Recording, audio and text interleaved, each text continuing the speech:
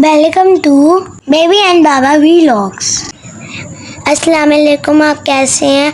उम्मीद है आप ठीक होंगे। अस्सलाम वालेकुम व्यूवर्स, क्या हाल चाल है? ठीक ठाक हैं, उम्मीद है आप सब ठीक ठाक होंगे। आज हम आए हैं नए वीलॉग के साथ।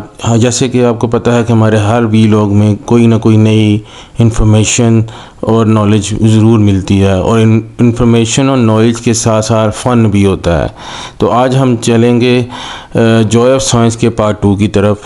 इस पार्ट में हम विज़िट करेंगे जॉय ऑफ साइंस के फर्स्ट फ्लोर को। इस फर्स्ट फ्लोर में नेचर के मुतालिक सब कुछ उन्होंने तकरीबन बताया हुआ है और बड़े फ़न के साथ बताया हुआ है। सबसे पहले जो हमें सेक्शन मिलता है वो है उन चीज़ों के मुतालिक जो कि अल्लाह ताला ने ज़मीन के नीचे ख़ज़ाने रखे हुए हैं। वो ख़ज़ाने का कुछ हिस्सा जो पाकिस्तान को अल्लाह ताला ने अता किया है, उन ख़ज़ानों में से कुछ का मुतालिक इंफॉर्मेशन आपको इस सेक्शन में मिलेगी।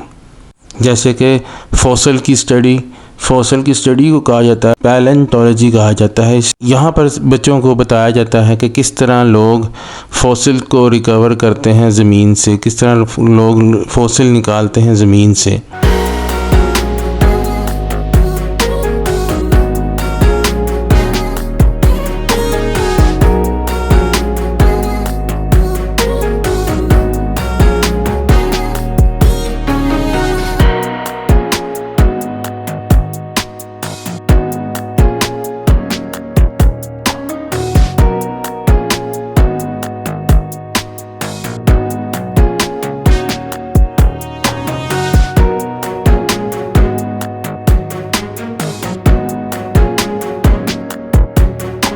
फिर यहाँ पर डिफरेंट किस्म की जो माइनिंग्स हैं, जिससे हम माइनिंग करके जो डिफरेंट किस्म के जो मिनरल्स एक्सट्रैक्ट करते हैं ज़मीन से, जो अल्लाह ताला ने ज़मीन के अंदर रखे हुए हैं, उनको स्टडी किया जाता है या उनके मुतालिक बताया जाता है। सबसे पहले जो हमें बताया जाता है वो जेम स्टोन, जो अल्लाह ताला ने पाकिस्तान को माला माल किया है। उसमें जो सबसे मेन रीजन है वो है KPK का रीजन, जहाँ पर ये जेम स्टोन आपको बहुत मिलते हैं और ये नायाब किस्म की जेम स्टोन होंगे। उसके बाद है जी कोल की किस तरह माइनिंग की जाती है। उसके मतलब कोल की जो माइनिंग है वो किस तरह हम कोल को अर्थ से निकाल के सरफेस पर लेके आया जाता है। उसके बाद पाकिस्तान की मशहूर ज़माना सॉल्ट रेंज के मुतालिक बताया जाता है, जिसमें खोड़ा माइन सबसे मेन माइन है जहाँ पर सॉल्ट की जो माइनिंग की जाती है, और ये इसे पिंक सॉल्ट के नाम से भी जाना जाता है। इसमें बहुत से मिनरल्स होते हैं और ये बहुत अच्छा सॉल्ट है आपकी सेहत के लिए भी। पाकिस्तान इस सॉल्ट को एक्सपोर्ट भी करता है। इसी तरह पाकिस्तान जेम्स को भी एक्सपोर्ट करता है।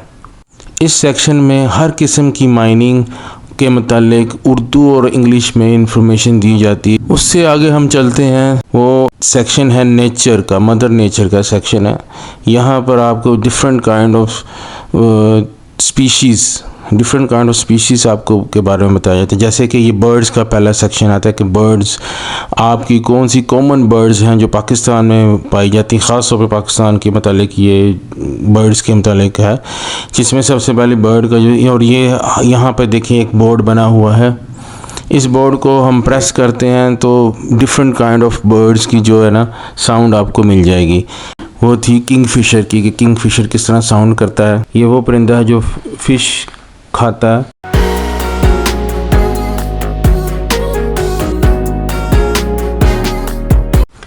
फिर बैट की साउंड, कि बैट किस तरह साउंड करती है।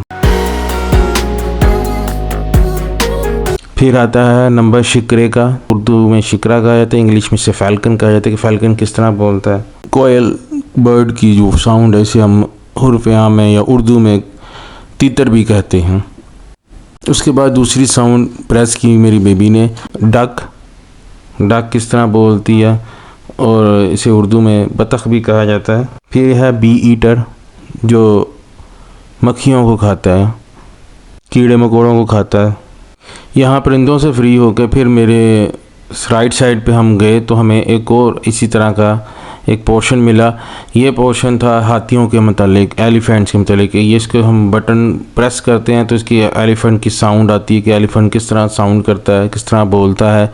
और इसके साथ साथ इसके अंदर उर्दू और इंग्लिश में एलिफेंट के मतलब फैक्ट बताए जा रहे थे कि एलिफेंट क्या हाइट क्या होती है, एलिफेंट कितनी किस्में हैं और कहाँ कहाँ पाई जाती, किस किस कॉन्टिनेंट में पाई जाती हैं।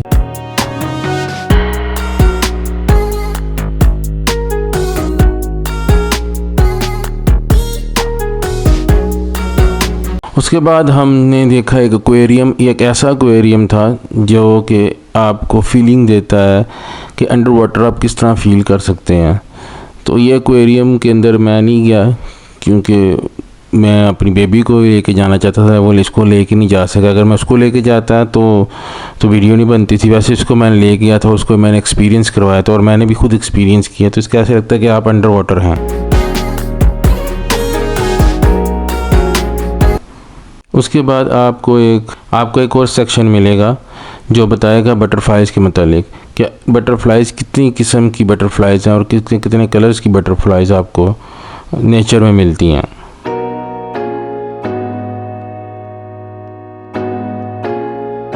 इस फ्लोर में सबसे ज़्यादा अट्रैक्शन का जो पार्ट था वो था ये टॉकिंग ट्री के इसके अंदर आपकी ट्री अपनी आंखें घुमाता है, बोलता है। ये बहुत अच्छी चीज़ थी।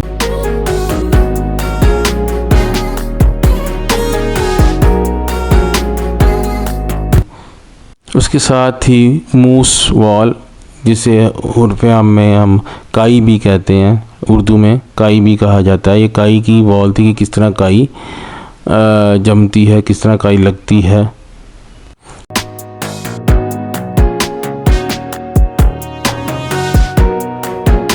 उसके बाद एक सेक्शन था जहाँ पर मौजूद थे वो एनिमल्स जो रेन फॉरेस्ट में पाए जाते हैं, जैसे कि एनाकोंडा जो कि बहुत बड़ा सांप है। दुनिया का सबसे बड़ा सांप जो है वो एनाकोंडा ही रिकॉर्ड किया गया, जो दुनिया का सबसे बड़ा सांप है। आज जो अलाइव जो सबसे बड़ा सांप है वो एनाकोंडा है। उसके साथ न्यूला जो सांप का बहुत बड़ा दुश्मन है वो है। देखें कैसे उसके साथ लड़ता भी दिखा रहे हैं वो। तीसरा जो उधर एनिमल था या रेप्टाइल था वो था मगरमच्छ या क्रोकोडाइल।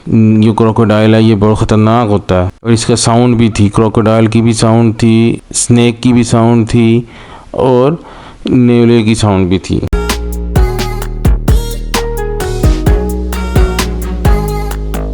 उसके बाद हम एक ऐसे सेक्शन में गए जो कि था इंसेक्ट्स के बारे में। इंसेक्ट्स को ग्लास में प्रिजर्व किया गया था और उनकी स्टडी के लिए एक मैग्नीफाइंग ग्लास भी रखा हुआ था जिसके थ्रू आप उनकी स्टडी कर सकते थे। ये बहुत अच्छी चीज़ है जिससे बच्चों के अंदर न्यू थिंग्स को एक्सप्लोर करने का जज्बा पैदा होता है और वो बड़े शौक़ से फिर साइंस की तरफ भी आते हैं।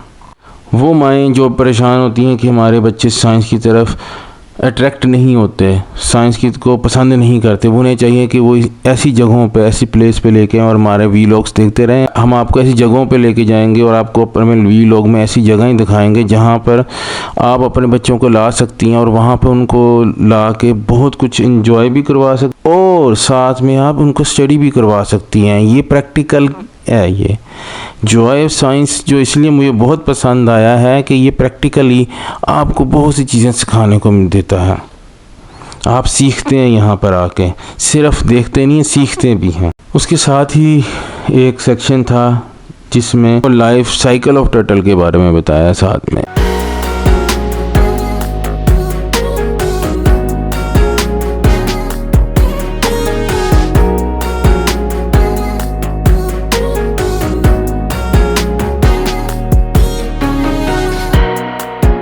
इस सेक्शन का नाम शेल क्रॉनिकल। यहाँ पर एक्वेरियम था जिसमें लाइव टर्टल जो थे वो फिर रहे थे। फ्रेश वाटर टर्टल्स वो छोड़े हुए थे।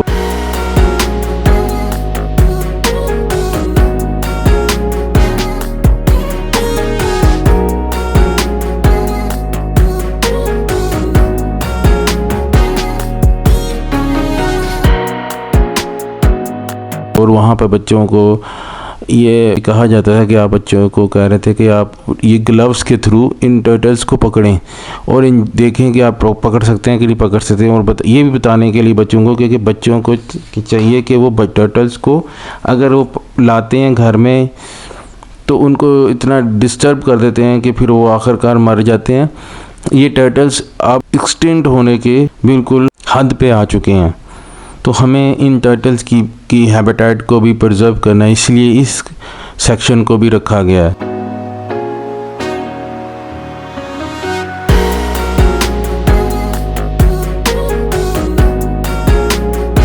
उसके साथ ही फिर एक और सेक्शन था जहाँ पे फिर इंसेक्ट्स के बारे में स्टडी करने के लिए उन इंसेक्ट्स के स्केलेटन्स को रखा गया था। यहाँ पे टर्टल का स्केलेटन भी मौजूद था।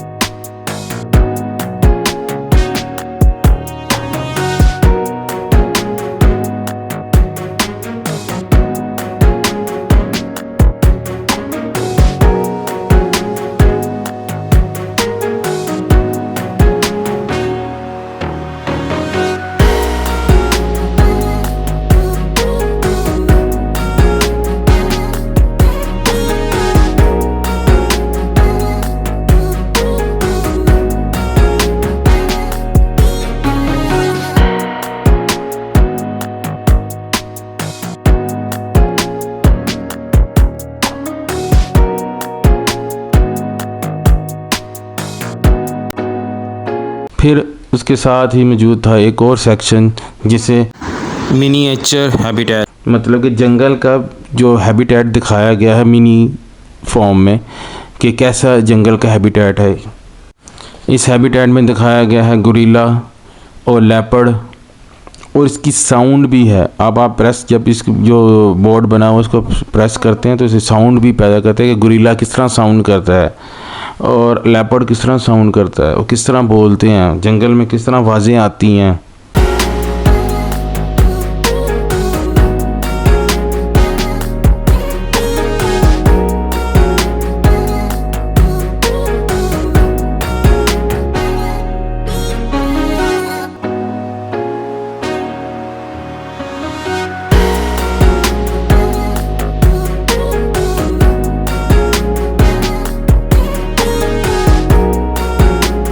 इसके साथ साथ एक और बहुत मज़ेदार चीज़ थी बच्चों को बताने के लिए, वो था कि अर्थक्वेक, कि ज़लज़ला किस तरह आता है। बहुत सी मिथ्स हैं ज़लज़ले के मतलब, लेकिन ये जगह बच्चों के दिमाग में से वो मिथ्स को ख़त्म करने के लिए बहुत ज़बरदस्त जगह है।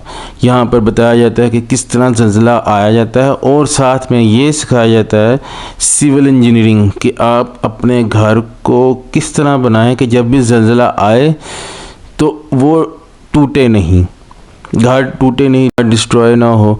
उसके लिए बेस आपकी स्ट्रॉन्ग होनी चाहिए। किसी भी चीज़ की आप जब खड़ा कर रहे हैं तो उसकी बेस स्ट्रॉन्ग होगी तो किसी भी ज़लज़ले और किसी भी अर्थक्वेक की वजह से वो चीज़ तबाह नहीं होगी।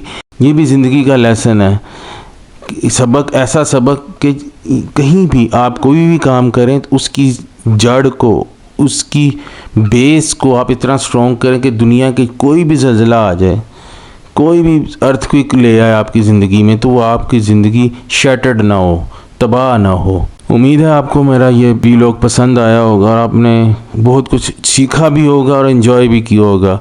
हमारे साथ रहने का बहुत बहुत शुक्रिया। हमारे चैनल को लाइक करें, सब्सक्राइब करें और बेल आइकन का बटन दबाएं और शेयर लाजमी कीजिए ताकि ये इन्फॉर्मेटिव व्लॉग्स लोगों को तक पहुंच सके। Thank you very much. अल्लाह हाफिज़।